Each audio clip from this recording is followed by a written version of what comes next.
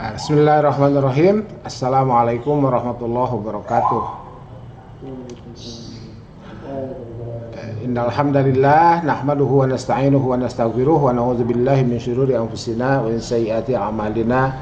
May yahdihillahu fala mudhillalah wa may yudhlil fala hadiyalah. Asyhadu an la ilaha illallah wahdahu la syarikalah wa asyhadu anna Muhammadan abduhu wa rasuluh la nabiyya ba'dah.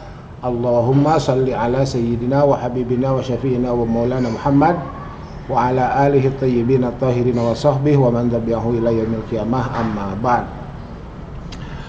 Baik saudara, para mahasiswa prodi atau jurusan Hukum Ekonomi Syariah semester 7 pada Fakultas Syariah dan Hukum UIN Sunan Bandung yang saya cintai dan saya banggakan. Alhamdulillah pada siang ini kita bisa berjumpa dalam kuliah perdana. Anggap saja kuliah perdana ya. Kuliah perdana untuk mata kuliah portofolio dan investasi. Nah, di pertemuan perdana ini kita akan review dulu terkait dengan mata kuliah ini, dan sebetulnya silabusnya sudah ada, cuman mungkin nanti akan dibahas di pertemuan kedua terkait dengan silabus. Jadi di pertemuan pertama ini kita coba review dulu mata kuliah ini, prerequisite-nya apa saja, kemudian nanti post requisite-nya.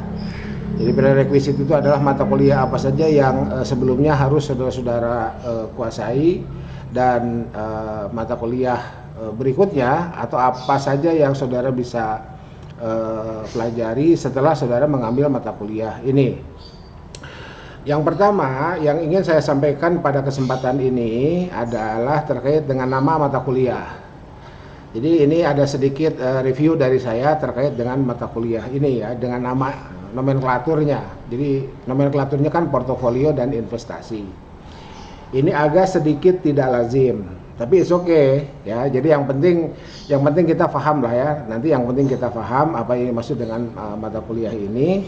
Nah, kalau melihat kelaziman penyebutan atau nomenklatur ini terlihat agak tidak lazim. Di mana tidak lazimnya, mestinya investasi dulu baru kemudian portofolio. Itu ya.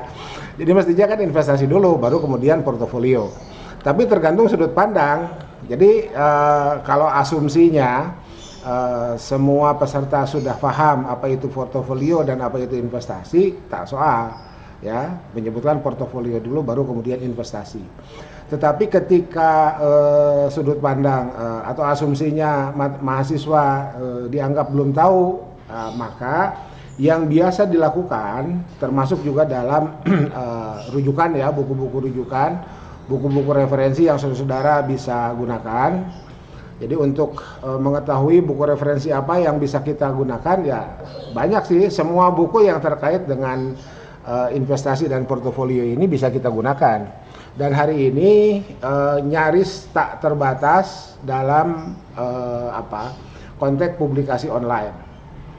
Jadi saudara boleh ya sambil mendengarkan saya ceramah, saudara boleh googling, masuk ke Google Books ya, ketikkan saja investasi dan portofolio, dua kata itu keluar. Saya coba itu lebih dari 10 ya. Saya coba tadi kemarin beberapa hari yang lalu saya coba lacak, itu lebih dari 10 judul ya. Lebih dari 10 judul bisa saudara lihat, bisa saudara beli secara online. Jadi kalau sekarang kuliahnya online, bukunya juga harus online ya. Gitu. Kalau saya ditanya, Pak Anton boleh nggak beli buku yang fisik? Ya boleh lah, tetap boleh ya. Dan mungkin bagi banyak orang masih lebih nyaman baca offline.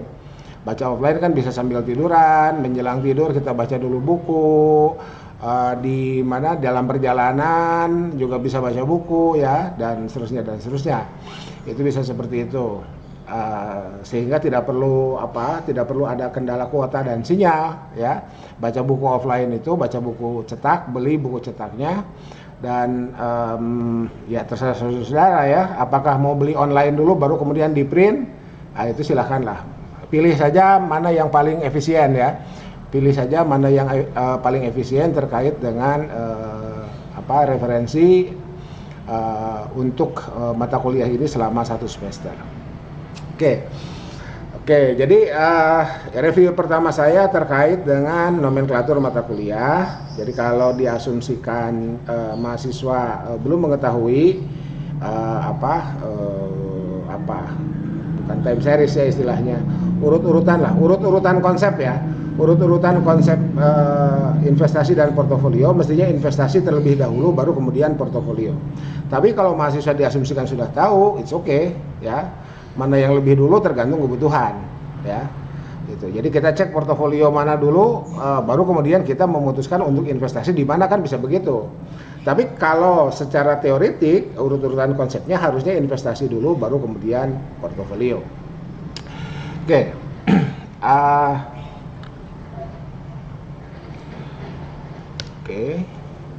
Nah, saya copy dulu ya. Saya pastekan di sini. Saya balik ya.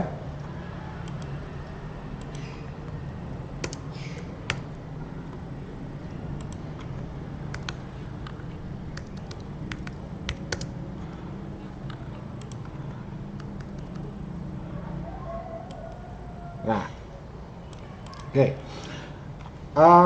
Kenapa harus investasi terlebih dahulu? Saudara, investasi sendiri ketika kita mendengar istilah investasi dan pintu masuk pemahamannya adalah dari dari ilmu ekonomi, maka investasi ini ada pada tahap keempat atau kelima lah ya. Jadi ada pada tahap keempat atau kelima. Nah, tahap pertamanya apa? Tahap pertamanya adalah PIE. Dan karena saudara adalah mahasiswa prodi muamalah, prodi HES, setahu saya mata kuliah PIE-nya saudara sudah dapat, ya. Kemudian dari PIE ada ekonomi mikro, kemudian ada ekonomi makro, ya itu. Nah, dan setahu saya, seingat saya pernah dijadwalkan, tapi apakah angkatan saudara atau bukan ya, saya lupa itu. Apakah angkatan saudara atau bukan, tetapi saya pernah dijadwalkan meskipun mungkin tidak masuk ke kelas ya karena bentrok waktu itu, dan akhirnya yang masuknya adalah tandem saya. Oke, nah dari mana investasi ini berasal? Jadi ketika saya mengatakan ini adalah tahap keempat atau tahap kelima, maka kita setback dulu. Jadi lagi-lagi kalau kita lihat ilmu ekonomi adalah ilmu yang mempelajari kebutuhan manusia ya, atau boleh banyak definisi sebetulnya ya. Ada yang menyebutnya seperti itu, ada yang juga menyebutnya dengan ilmu yang mempelajari bagaimana manusia, bisa individu, bisa kelompok, bisa masyarakat berperilaku. Dari situ ya, berperilaku apa? Berperilaku secara efisien ya, mempergunakan sumber daya yang dimilikinya untuk apa? Untuk memenuhi kebutuhannya. Nah, itu ya, untuk memenuhi kebutuhannya. Jadi selama kita sebagai manusia, maka selama itu pula kita memiliki kebutuhan tertentu. Nah, untuk mencapai kebutuhan itu tentu saja alat pemuasnya, tools pemuasnya adalah sumber daya yang ada pada masing-masing individu atau pada kelompok atau pada masyarakat tertentu itu. Nah,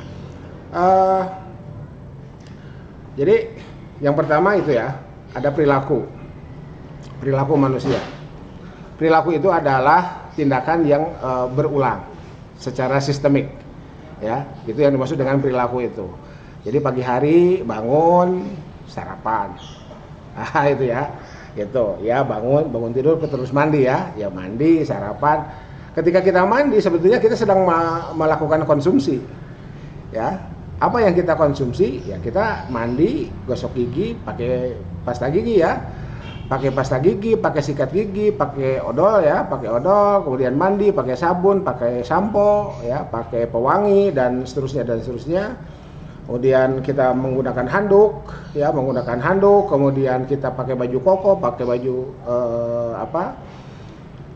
pakai baju yang di antara kita mungkin ada yang membiasakan diri menggunakan baju tertentu ketika kita ke masjid, pakai peci, ya, kemudian kita bawa sejadah, pakai sarung, pakai sendal yang biasa kita pakai ke masjid, dan kita berjalan ke masjid. Pada saat itu kita sudah melakukan konsumsi, ya. Jadi ketika kita menggunakan sesuatu, kita sebetulnya sedang mengkonsumsi. Jadi ada konsep-konsep yang terkait dengan di awal yang harus kita pahami terlebih dahulu terkait dengan konsumsi itu.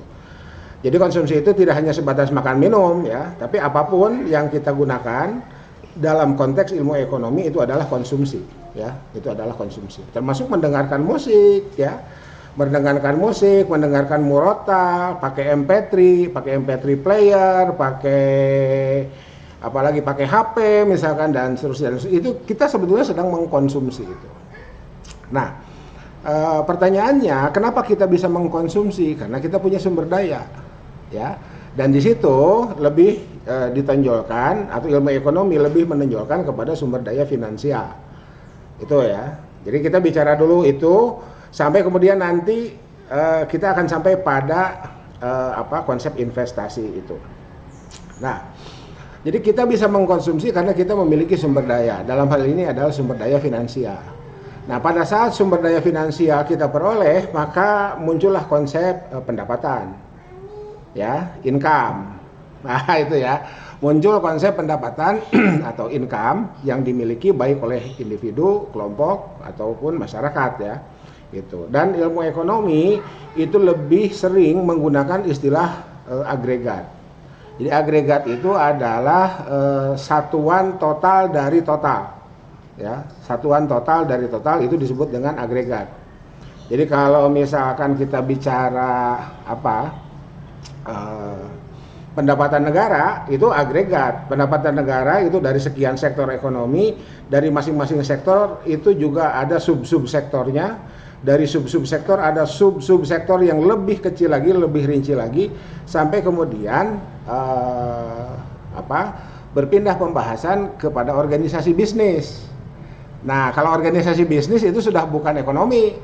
Organisasi bisnis itu masuknya ke manajemen, ya, organisasi bisnis itu. Jadi selama kegiatan yang oleh orang awam disebut sebagai kegiatan perekonomian, tetapi skopnya ada pada organisasi bisnis, contohnya apa? Perbankan.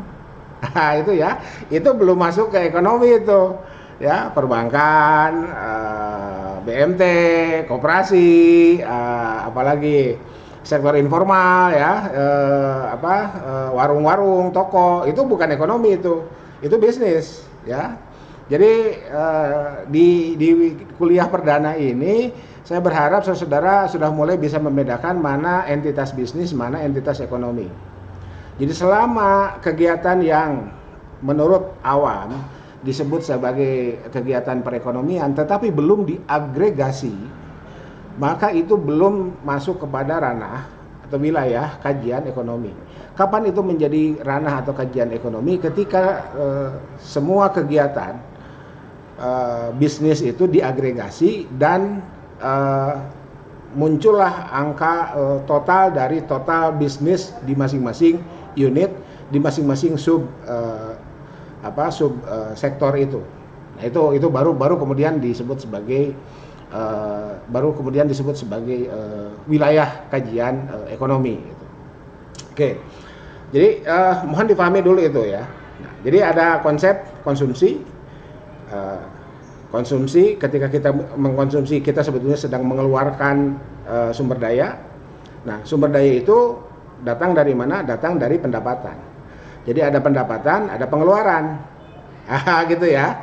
Ada pendapatan, ada pengeluaran. Pendapatan individu diagregasi menjadi agregat income atau agregat pendapatan. Pengeluaran individu diagregasi menjadi agregat expenditure, ya, agregat pengeluaran. Nah, agregat-agregat itulah yang kemudian dijumlah membentuk konsep pertumbuhan ekonomi. Apa proksinya itu PDB, produk domestik bruto. Nah, itu, ya. Jadi produk domestik bruto adalah total dari transaksi kegiatan perekonomian dari seluruh pelaku ekonomi, ya. Ada individu, ada kelompok, ada organisasi, ya. Bahkan kegiatan perekonomian sebuah negara. Jadi kegiatan perekonomian sebuah negara diagregasi dengan kegiatan perekonomian kelompok, organisasi, diagregasi ditambah dengan kegiatan perekonomian individu, dijumlahkan, itu membentuk GDP, membentuk gross domestic product atau produk domestik bruto.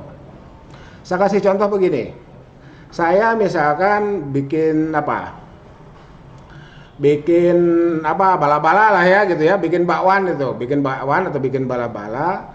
Bahan baku bala-bala itu sebut saja misalkan terigu, kol, kemudian wortel, kemudian bumbu, ya, anggap saja demikian. Nah, dari 4 itu kan ketika kita datang ke pasar, ya, kita belanja itu ya, belanja terigu, belanja bahan baku itu, misalkan terigu Rp1.000, kol Rp1.000, wortel Rp1.000, bumbu-bumbu Rp1.000, 4.000 kan? Nah, itu diagregasi 1.000 tambah 1.000 tambah 1.000 tambah 1.000, 4.000. Jadilah berapa? Jadilah dari 4.000 itu jadilah 10 bala-bala. Nah, misalkan kayak gitu ya. Nah, ini contoh aja dulu deh ya, biar nanti kita masuk ke investasinya enak gitu loh. Jadi dari hal-hal yang kecil dulu itu. 10 bala-bala itu dari yang 4.000 biaya bahan bakunya sederhananya demikian, itu ternyata jadi 10 butir ya, 10 piece bala-bala itu, 10 piece bala-bala. Dijuallah satu piece-nya 2.000. Jadi 2.000 kali 10 20.000 kan? Berarti ada value added berapa? 16.000. Nah gitu ya, ada value added 16.000 tuh. Dari 4.000 bahan baku jadi 10 piece bala-bala, satu piece-nya kita jual 2.000, 10 kali 2.000 berarti 20.000. Sederhananya begitu. Nah, sekarang bagaimana cara menghitung PDB, GDP, ya?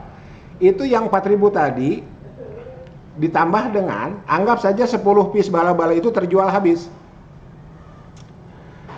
Jadi 4.000 ditambah dengan berapa? 20.000. Jadi GDP-nya 24.000. Gitu ya. GDP-nya 24.000. Gitu. Nah, itu seperti itulah menghitung GDP secara sederhana. Sekarang silakanlah saudara-saudara membuat ilustrasi. Dari ilustrasi bala-bala tadi saudara bisa membuat ilustrasi apapun ya, sampai kepada manufaktur modern. Ya, sampai kepada manufaktur modern, dan dari manufaktur modern itulah yang kemudian kita bisa akan sampai pada konsep di mana sektor manufaktur membutuhkan modal. Gitu ya, membutuhkan modal. Oke, kita berhenti dulu di situ. Kita kembali lagi ke definisi ilmu ekonomi. Jadi ketika kita memahami definisi ekonomi itu seperti itu, perilaku manusia.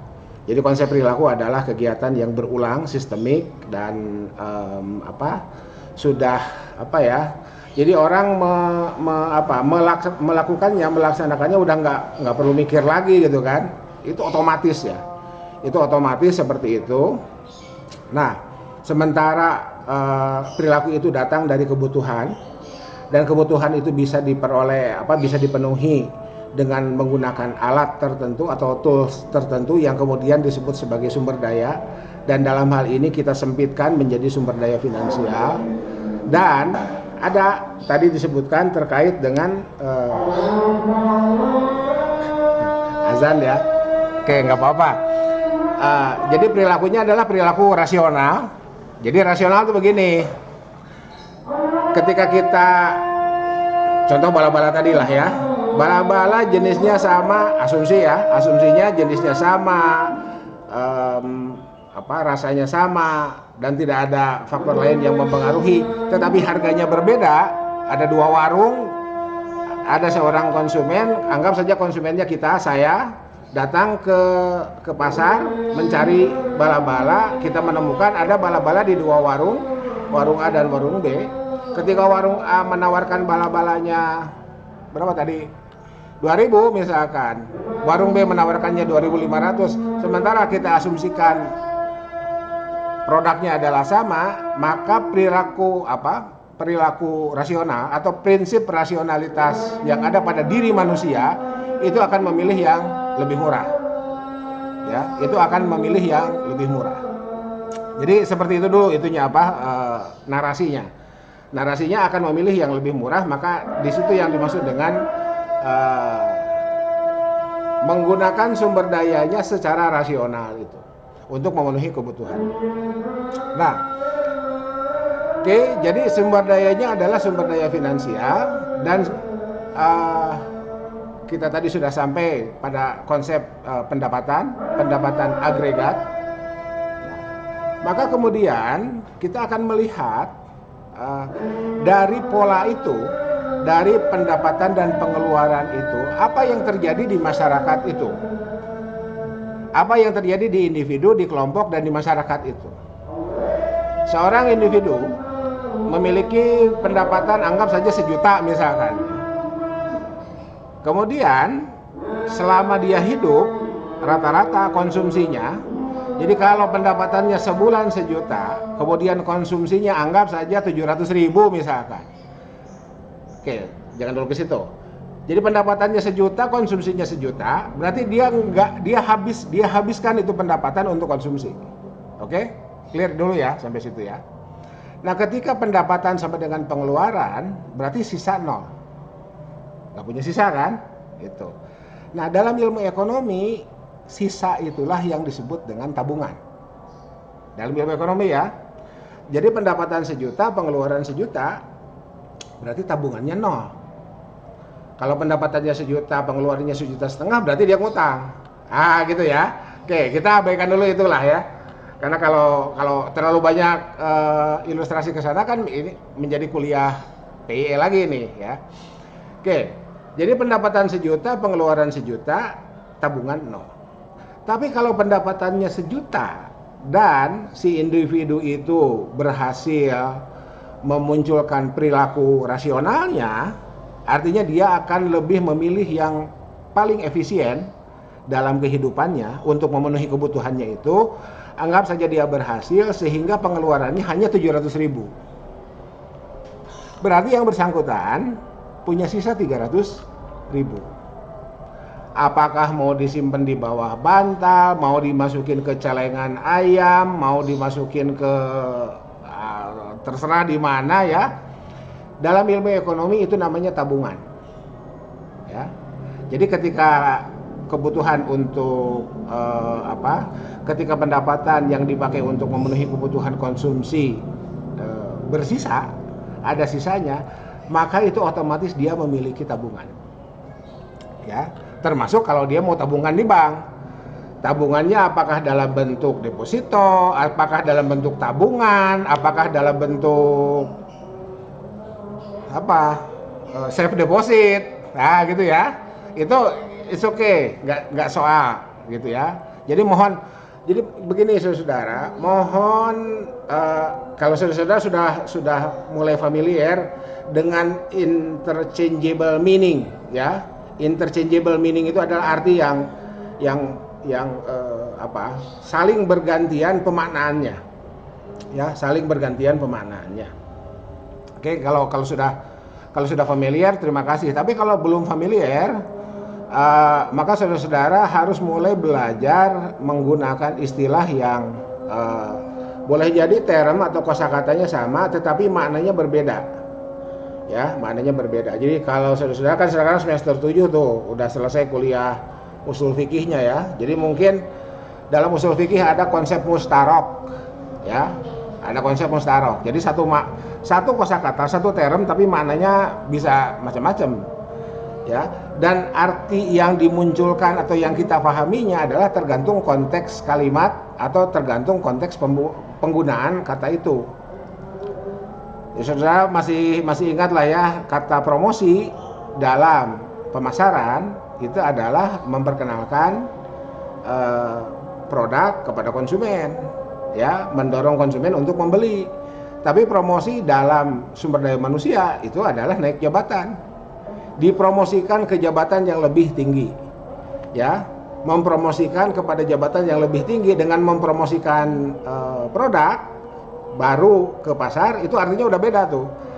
Tapi kita menggunakan satu kosakata yang sama, apa? Promosi. Nah, kayak gitulah ya. Gitu. Jadi mohon untuk tabungan juga dan untuk kosakata lain juga mohon saudara memahaminya tergantung konteks. Dalam bahasa Arab tergantung siyakul kalam ya. Jadi siyakul kalam itu yang kemudian menentukan bagaimana pembaca, pendengar memahami arti, makna dari yang diucapkan oleh pembicara, itu tergantung konteksnya. Oke.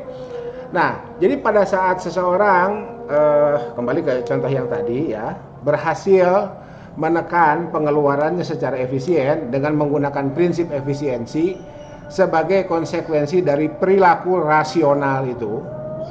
Jadi boleh mengatakan konsekuensi, boleh mengatakan dua sisi keping mata uang yang tidak bisa dipisahkan ya, antara perilaku rasional dengan efisiensi itu. Jadi nggak rasional kalau kemudian ada dua produk yang sama, apapunnya sama, kualitasnya sama, tiba-tiba kita lebih memilih yang mahal, itu tidak rasional. Bahwa kemudian itu adalah keputusan kita, itu persoalan lain. Yang tidak rasional itu, misalkan Pak Anton, saya sih lebih memilih yang 2.500 daripada yang 2.000, itu nggak apa-apa, nggak rasional juga.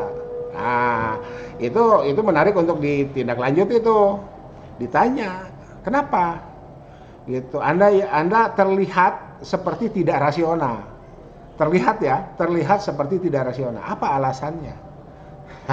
Kan bisa begitu ya, pas ditanya jawabannya itu yang jualannya cantik, kan bisa begitu. Nah ya, jadi ada preferensi. Nah preferensi itu boleh jadi memunculkan tindakan yang tidak efisien. Preferensi itu, awas hati-hati ya. Preferensi itu bisa boleh jadi melahirkan tindakan yang tidak efisien, tidak rasional itu. Sebab kalau penentunya hanya harga, kualitas produknya sama, kita asumsikan tidak melihat siapa yang jualannya, maka prinsip rasionalitas akan menggiring kepada perilaku individu untuk memilih yang 2.000 itu, bukan yang 2.500. Pas dilihat, loh, kok ternyata yang lakunya yang 2.500 dan yang belinya bapak-bapak, misalkan kayak begitu kan. Nah, di situ itu ada indikator-indikator lain. Ya, itulah sebabnya kenapa ilmu ekonomi itu ilmu sosial. Gitu ya. Kenapa ilmu ekonomi itu masuk dalam rumpun ilmu sosial? Karena ya seperti itu penjelasannya. Oke. Nah, saudara-saudara, jadi ketika kita sampai pada angka 300.000 sebagai buah efisiensi, buah berpikir rasional itu. Ya. Jadi penjelasan awal tadi mau kita simpan di bawah bantal, mau kita simpan di celengan ayam, atau mau kita titipkan di bank, ya bisa dalam bentuk deposito, bisa dalam bentuk tabungan. Nah ini tabungan yang barusan itu kan tabungan produk ya, DPK ya, masuknya DPK tuh kalau di bank tuh, ya. Itu it's okay, kita simpan dulu di situ. Yang jelas ketika agregat, kembali ke istilah agregat ya, ketika agregat value, agregat nilai, agregat nominal yang ada di satu negara dari masing-masing individu, kelompok, dan masyarakat yang ada di dalamnya itu muncul angkanya. Nah, itulah yang kemudian berpeluang menjadi dana investasi itu.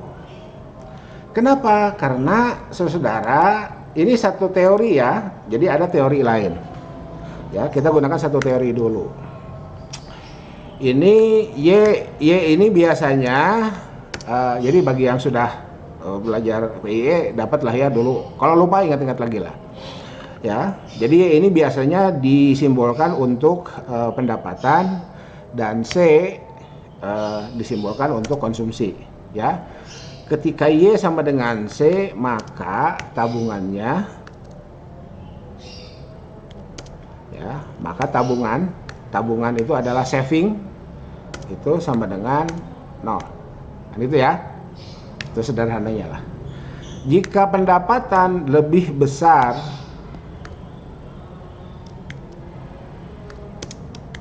dari konsumsi, maka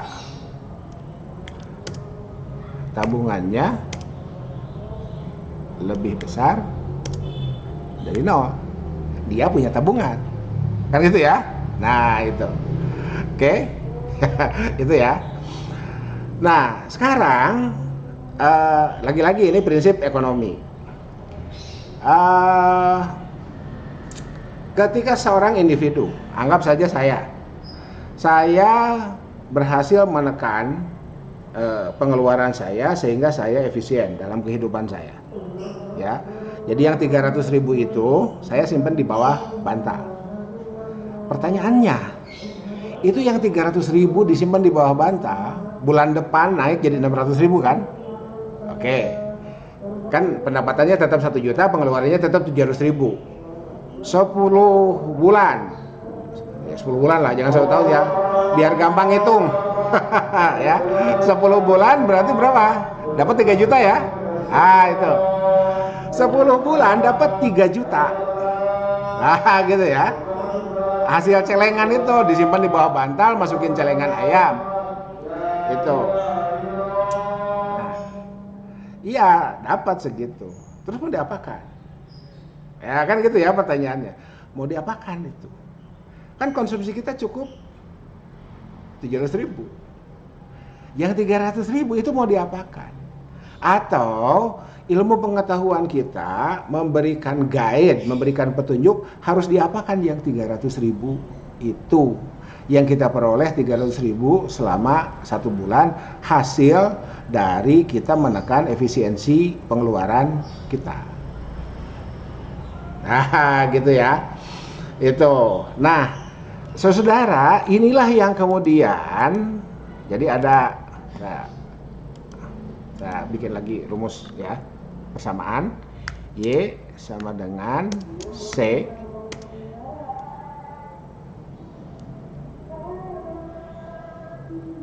plus S ya. Ini ya. Gitu. Jadi dari sini nih, dari sini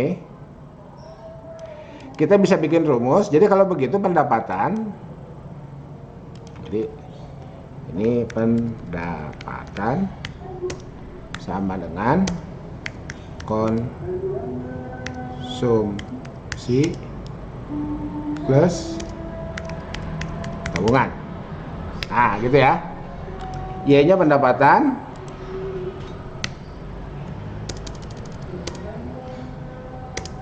C-nya adalah konsumsi,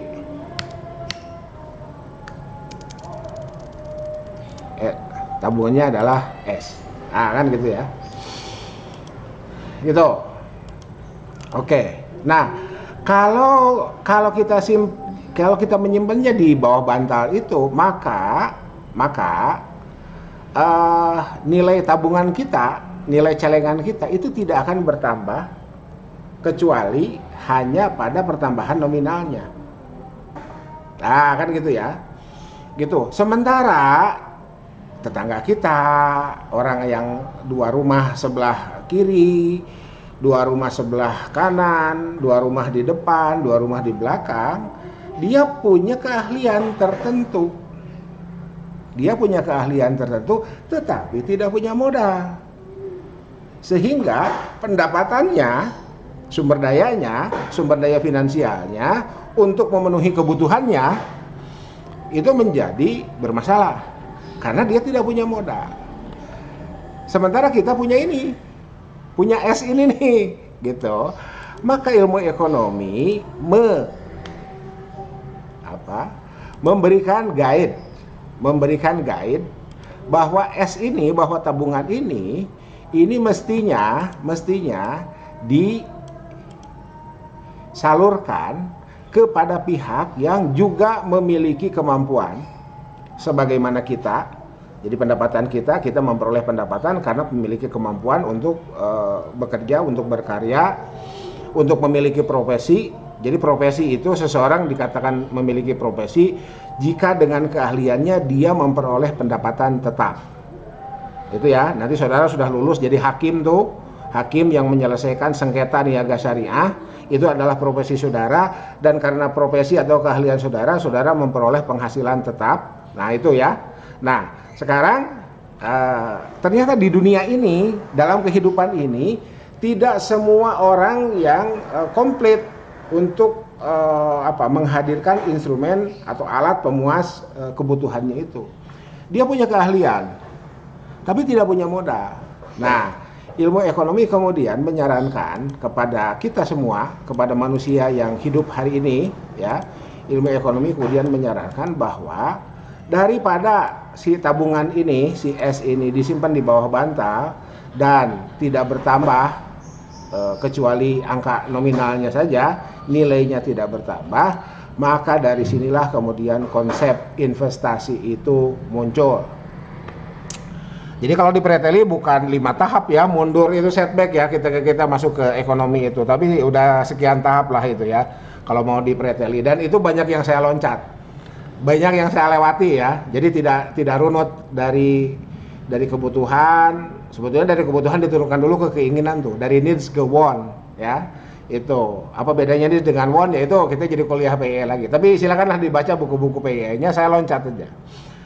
Nah, jadi ilmu ekonomi yang ada di dunia ini memberikan guide kepada manusia untuk apa ini istilah saya ya, memberdayakan tabungan ini, si S ini, kepada orang lain ya, atau kepada kegiatan tertentu yang dengan kegiatan tersebut orang lain yang membutuhkan sumber daya itu dapat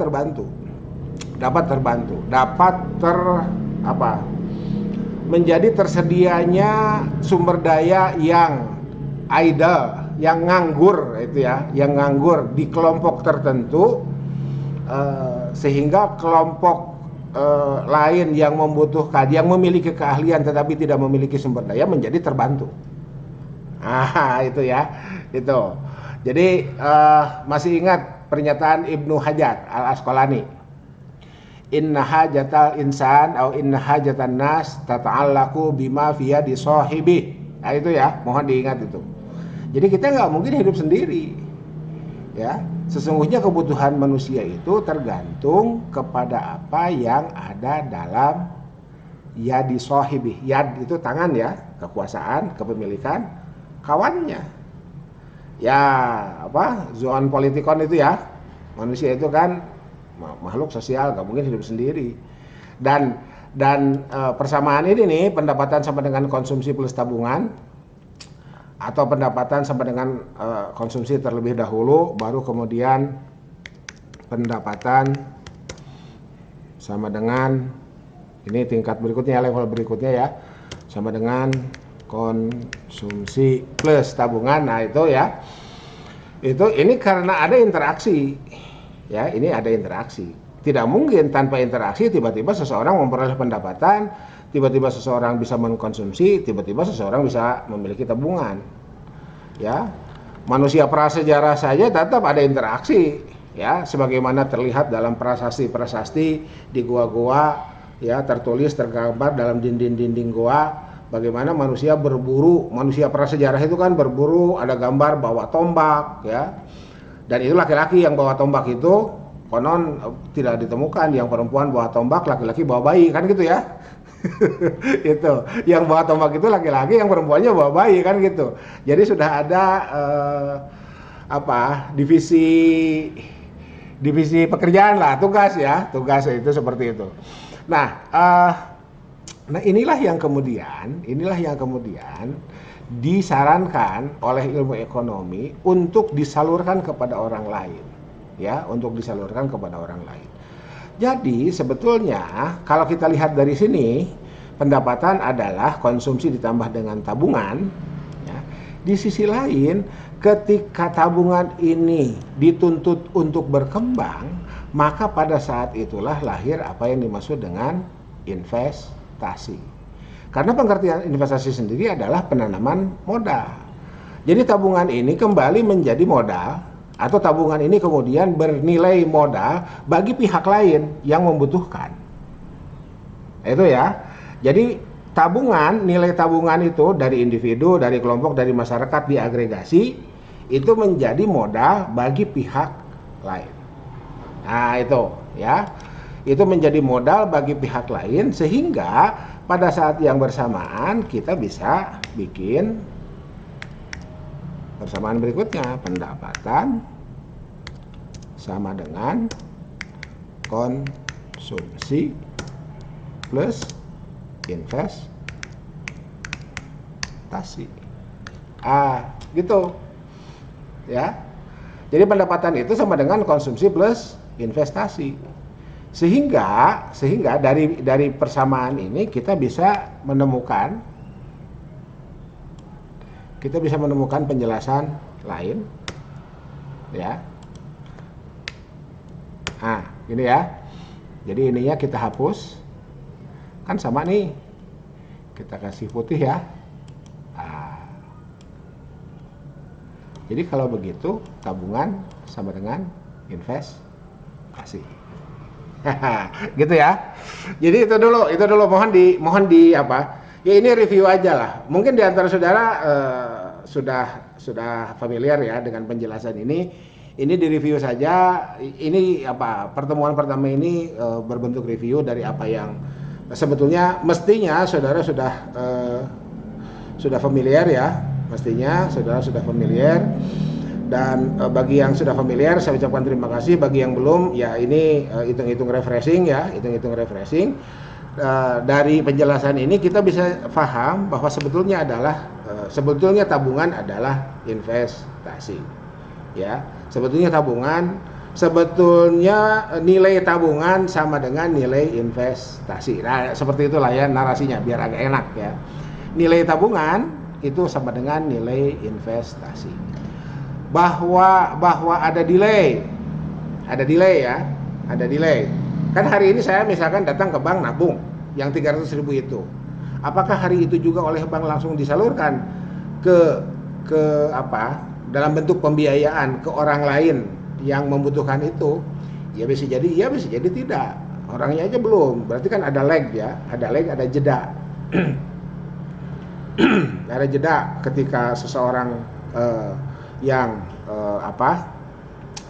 konsumsinya lebih kecil dari pendapatannya sehingga dia bisa memiliki nilai tabungan dengan orang yang mengajukan pembiayaan ke bank, dalam hal ini anggap saja demikian ya, itu pasti terjadi jeda. Nah, seberapa besar jedanya ya itu harus diteliti, tetapi teoritisasinya ya itu seperti itu ya. Jadi tabungan itu adalah investasi. Oke. Sampai sini dulu ya, kita koma besar atau titik koma. Nah, sekarang dalam kenyataannya ternyata sering kita mendengar ada orang atau ada bahkan sekarang sudah jadi ilmu ya, bahkan sudah jadi ilmu. Apa ini? Jadi mata kuliah ini kan sudah jadi ilmu, dan mata kuliah ini sebetulnya adalah trade off. Trade off itu adalah menggantikan posisi, memilih salah satu. Trade off itu artinya itu, apakah seseorang itu mau menabung atau mau investasi. Itu makna sudah mulai bergeser. Kalau yang tadi kan ilmu ekonomi tuh, tabungan sama dengan investasi. Ketika sekarang ada dua produk mendaya gunakan sumber daya tadi dengan nama yang tadi saya katakan interchangeable meaning ya, kalau tidak hati-hati menggunakannya kita jadi bingung sendiri, lantas apa itu yang dimaksud dengan investasi itu misalkan gitu. Nah, mohon dibedakan, yang sekarang saya akan jelaskan ini ada dua produk. Apakah seseorang itu mau menabung di lembaga keuangan tertentu atau berinvestasi di lembaga investasi tertentu. Nah, di sini sudah beda maknanya, ya, sudah beda maknanya ini antara tabungan dengan investasi ketika dua-duanya sudah menjadi produk atau pilihan objek yang bisa dipilih oleh individu, oleh kelompok atau oleh masyarakat sekalipun, bahkan oleh negara sekalipun, dengan segala konsekuensinya, gitu. Nah, saudara, ada dua penjelasan. Penjelasan pertama return. Nah, kembali ke perilaku rasional. Ya. Dua produk itu, apakah seseorang mau memilih tabungan atau mau memilih investasi, dua produk itu, mau tabungan dan investasi itu sama-sama menjanjikan return. Ya. Paham ya return ya? Jadi dia akan memperoleh imbalan dari nominal ketika tabungan dan investasi masih dinyatakan sama itu. Kelebihan yang 300.000 itu ya, nah itu dia kan akan ya. Jadi dengan yang 300.000 itu, apakah saya akan tabungkan atau saya akan simpan di lembaga investasi? Gitu ya, itu. Nah ini kan sekarang, jadi kalau di awal ini tabungan dan investasi itu ada pada bundelan yang sama. Nah perkembangannya tabungan dan investasi sekarang menjadi saingan. Ya, anggap saja demikian ya, mau pakai tanda kutip atau tidak, tabungan dan investasi pada yang sekarang ini sudah menjadi saingan. Di mana saingannya? Itu tadi dalam menarik pemilik kelebihan dana itu. Pemilik dana ketika tabungan dan investasi dianggap sama. Nah, sekarang tabungan dan investasi di sini ini menjadi dua produk yang berbeda. Nah, kalau kita hanya menggunakan pendekatan rasional, orang berpikir rasional, maka orang akan memilih mana return terbesar. Itu dulu. Kita nggak bicara resiko dulu ya. Mana return terbesar? Kalau return terbesar, kalau kita lihat nih, ya, kita lihat siapa yang sudah terbiasa main saham. Lihatlah, pasti return investasi jauh lebih besar dibanding dengan tabungan. Gitu kan? Ya. Kenapa? Karena di investasi spread relatif kecil. Kalau di tabungan spreadnya cukup besar. Apa yang dimaksud dengan spread? Spread adalah angka selisih antara return sektorial dengan return yang diterima oleh pemilik modal. Ya, saya kasih contoh ya. Jadi saya berharap saudara-saudara sudah paham apa yang dimaksud dengan spread ya. Kita nabung di bank nih, bank A syariah, gitu ya, nabung mudharabah. Oke. Nah, jumlah uang yang ada di tabungan mudharabah DPK itu kan dijadikan sumber pembiayaan oleh pihak bank ke debitur. Betul nggak? Di syariah istilah debitur masih dikeluar atau enggak? Atau lupa lah saya, mohon maaf, nggak sempat lihat. Anggap saja debitur ya. Oke. Nah, terus kan di situ ada kewajiban, mau istilahnya margin, yang kalau di konvensional jadi bunga, ya itu. Yang jelas ada return kan di situ. Nah, jumlah return yang diberikan oleh debitur itu nanti akan dipotong. Dipotong untuk apa? Untuk menutupi kegiatan lembaga keuangan itu, baik bank ataupun bukan bank, bayar pegawai, bayar biaya depresiasi, dan seterusnya. Apalagi kalau perusahaannya sudah go public, sudah berbentuk persero, ya, berapa itu sistem keuangannya ya, masuk ke dividen dan seterusnya. Nah, kemudian sisanya masuk ke pemilik dana pihak ketiga tadi. Sehingga kalau kita mau pinjam angka-angka yang ada di konvensional, biasanya kalau penabung, pemilik rekening deposito itu dapat bunga berapa? 6% per tahun. Biasanya itu peminjam debitur itu kena cas itu 18%. Kenapa? Karena jadi kan gini, 18% bagi 3. Yang pertama untuk debitur, yang kedua untuk bank, jadi spread 6% berikutnya untuk pemilik modal. Jadi expected return itu 18%. ya. Expected return itu 18%. Jadi kalau dari 100 juta 18 juta lah, ya. Kalau dari 100 juta 18 juta. 6 juta buat itu gross ya, gross return ya. Gross expected return-nya itu kotor ya. Expected return kotor. Jadi yang diharapkan tingkat pengembalian dari penanaman modal itu 18% kotor, 18% bagi 3, yang 6% diterima oleh pemilik oleh debitur, oleh mudorib ya oleh mudorib lah gitu ya, anggap saja demikian. 6% oleh pihak bank, dan itu yang kemudian disebut dengan spread, dan 6% adalah milik pemilik rekening itu. Nah, jadi itu ilustrasinya seperti itu. Lagi-lagi mohon maaf, ini ilustrasinya banyak loncat, tetapi saya ingin menjelaskan bagaimana alur itu, bagaimana workflow dari uang itu, dari modal itu yang kemudian muncul investasi, dan investasi di sini menjadi ketika sampai di sini ya, nih. Jadi ini menjadi hot. Nah, ini ya. Ini menjadi hot ya. Kalau yang atas kan belum ini masih sama, tabungan dan investasi. Tabungan adalah investasi, investasi adalah tabungan.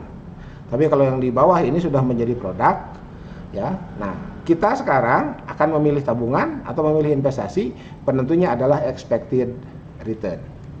Ah, itu ya, penentunya adalah expected return. Oke, jadi dalam kenyataannya investasi jauh lebih menjanjikan. Selesai dulu ya. Tetapi, nah ini yang kedua nih. Biasa kalau returnnya tinggi, resikonya tinggi. Jadi berbanding lurus. Ah, itu ya. Kalau tabungan nyaris tak ada risiko. Jadi al-ujroh ala qadril masakoh. Ah, gitu ya. Al-ujroh ala qadril masakoh. Kenapa investasi returnnya lebih tinggi? Ya karena investasi menjanjikan, karena dalam investasi ada risiko yang jauh lebih besar dibanding dengan tabungan. Kalau tabungan kita nyimpen di bank, kitanya ongkang-ongkang kaki aja, ya. Urusan nanti fluktuasi nisbah bagi hasilnya itu bukan urusan kita. Pokoknya kita terima laporan, dan disitulah bisnis perbankan adalah bisnis kepercayaan, gitu ya. Ya tentu sajalah di situ kan ada audit internal, ada audit eksternal, ada apa lagi OJK dan lain sebagainya ya. Ada gubernur BI, pokoknya ya namanya sistem itu kan apapun terkait ya, apapun terkait. Nah, tapi kalau investasi ya hari ini mungkin jadi kalau misalkan boleh saya gambarkan itu seperti inilah ya. Ya, jadi kalau tabungan itu kan bisa jadi begini nih. Ah, kan gitu ya. Ini tabungan nih. Save. Nah, ini tabungan ya. Ini tabungan. Ini apa?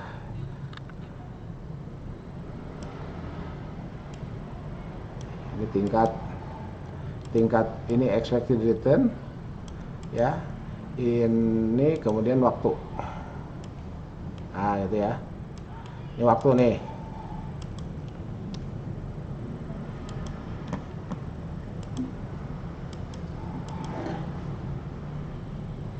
Nah, ya, yang ini waktu, yang ini expected return. Anggap saja demikian. Tapi kalau investasi, gambarnya bisa begini.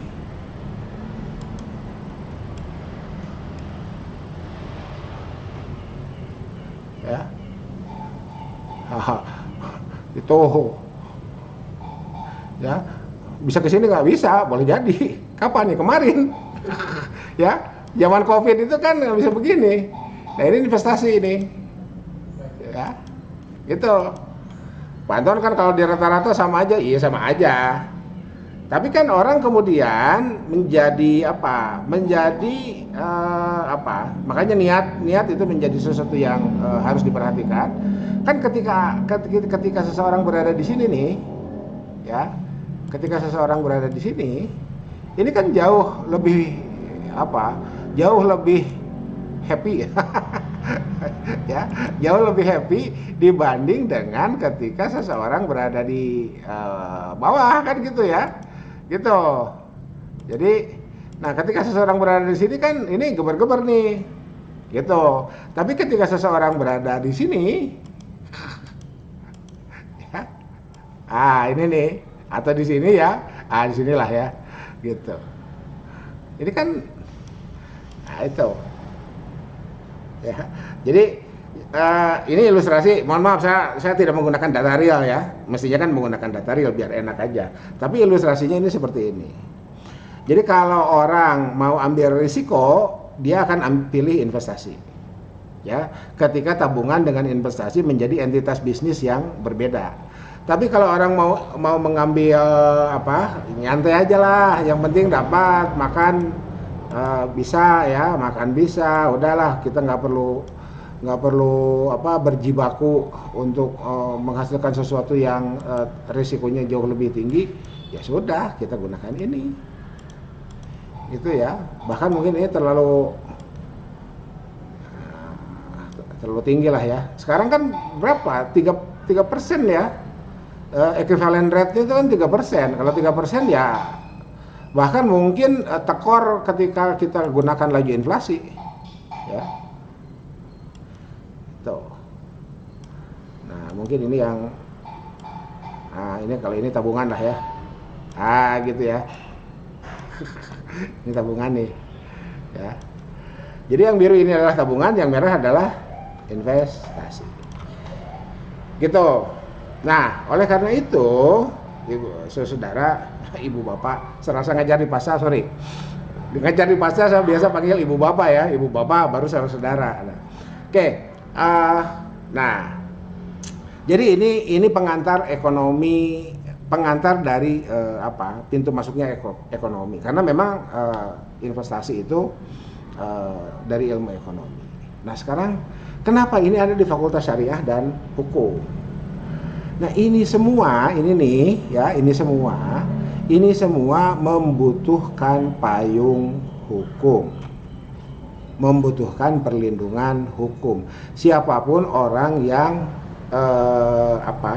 memilih investasi, ini sudah mulai masuk ke mata kuliah ya.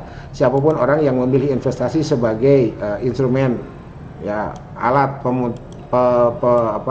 yang dapat memenuhi kebutuhannya ya, sehingga dengan pilihan itu yang bersangkutan bisa memiliki sumber daya finansial yang memadai untuk memenuhi kebutuhannya. Intinya selama dia hidup lah, kira-kira gitu ya. Maka membutuhkan payung hukum. Kenapa? Karena itu tadi ya, kita nyimpen uang di bank saja, yang resikonya ini ya, yang pertumbuhannya landai-landai saja nih, yang warna biru ini kan membutuhkan perlindungan hukum. Apalagi ketika kita melihat ada fenomena yang pergerakannya seperti ini. Itu. Jadi kalau hukum perbankan itu begitu strict, begitu ketat, logikanya hukum investasi harus jauh lebih ketat. Itu kan? Jadi kalau tabungan ini adanya di bank, ketika tabungan dan investasi itu menjadi produk yang berbeda ya. Nah, investasi itu ada di lembaga-lembaga keuangan, yang dari situlah kemudian teori tentang portofolio muncul. Intinya teori portofolio itu jangan simpan telur dalam satu keranjang. Sebarkanlah di beberapa keranjang, sebab jika ada satu keranjang yang jebol, jatuhlah telur itu, pecahlah telur itu, sehingga tidak lagi ada manfaatnya. Kita masih punya cadangan lain di tempat lain, di keranjang lain, sehingga telur-telur kita yang ada di tempat lain aman, dan kita bisa langsung lebih care untuk menjaganya agar jangan sampai ke bawah jebol sebagaimana di keranjang yang pertama kali jebol itu. Itu yang kemudian disebut dengan teori portofolio. Ya, jadi portofolio ini saya meminjam istilah agregat ya. Jadi portofolio itu muncul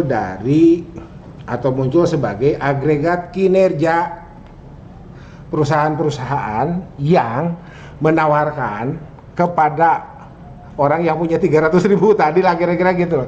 Gabung saya deh, gabung saya nih, gabung saya, ikut penyertaan modal, ini sahamnya silahkan dibeli dan seterusnya.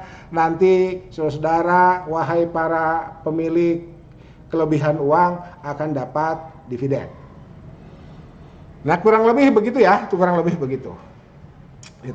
Itu semuanya membutuhkan payung hukum. Dan itu yang dituntut kepada saudara-saudara, karena saudara-saudara adalah alumni, mahasiswa, sebentar lagi alumni ya, amin, mahasiswa Fakultas Syariah dan Hukum. Nah, tetangga kita tuh, yang sekarang sudah jadi FEBI itu, MKS,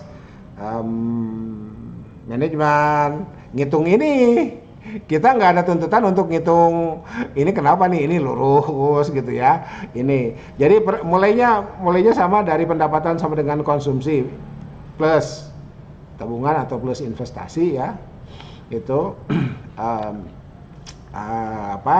Nah pembedanya atau core keahlian kita pada aspek-aspek hukum ya. Jadi kalau nanti saudara ikut S2 di mana? Di Unpad misalkan lah ya, saya pernah kuliah dengan Profesor Mike Komar, Kanta Atmaja, itu mata kuliahnya namanya Legal Aspect of Business.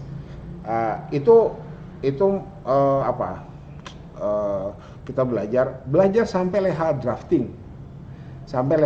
Itu membuat klausa-klausa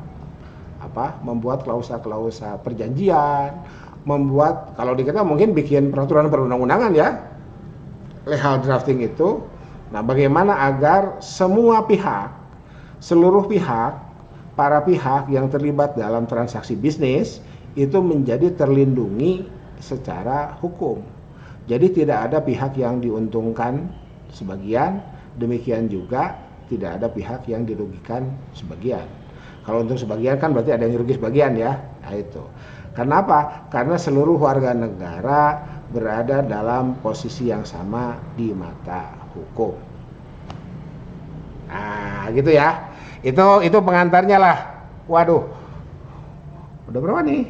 Udah 1,5 jam ternyata ya. Udah 1,5 jam ternyata. Jadi pengantar seperti ini. Ini saya rekam dan nanti saya akan tayangkan untuk kelas C ya. Kelas C masuk nggak? Oh ya, udah nggak apa-apa. Ya, jadi ini jadi hari Rabu kelas C cukup menonton tayangan ini. Oke, mungkin kalau ada pertanyaan silakanlah 1-2 pertanyaan. Ya, saya kembalikan lagi kepada Pak Zarin ya. Saya kembalikan lagi kepada Pak Zarin untuk bisa memimpin lanjutan acara ini.